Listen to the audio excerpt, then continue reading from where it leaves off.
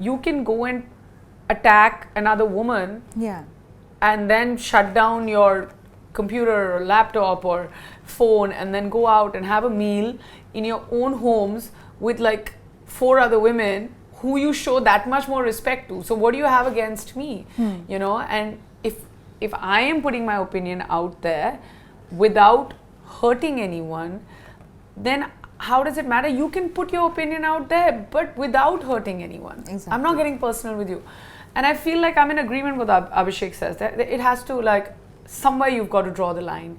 And just because we're in the public eye doesn't mean that you can attack anything and everything that we're associated with, and especially family, because it really hurts. And even the person who's writing those crude comments most definitely has a family, and we would never disrespect them. So having said that, initially it went on to from a place, like, I've graduated from a place from being sorry for myself to now feeling sorry for them, because I feel like that's a level of being unwell to actually say things to other people's children and parents.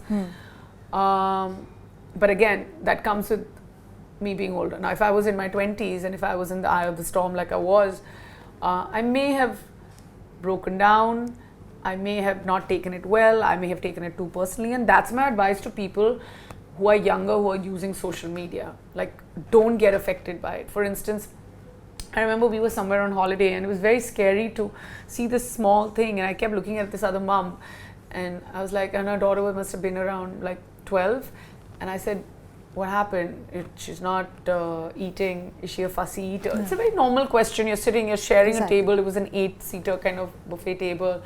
I introduced myself.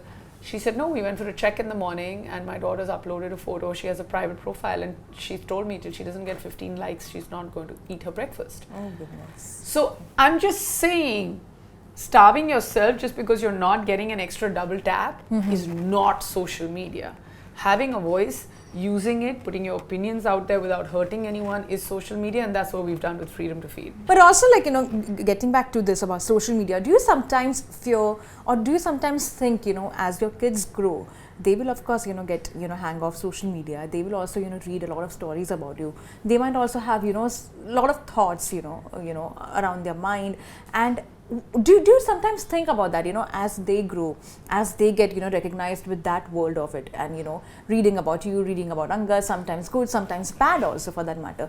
Do you sometimes think of such thoughts, you know, as a mother? I mean, I'd like to be the best example of myself, and I'd like to make my children understand by then that everything that they read on the internet is probably other people's opinions and probably not true. Having said that, the bond and the value system and the intelligence or the education I'd like to provide my children, hopefully by then they'll understand. You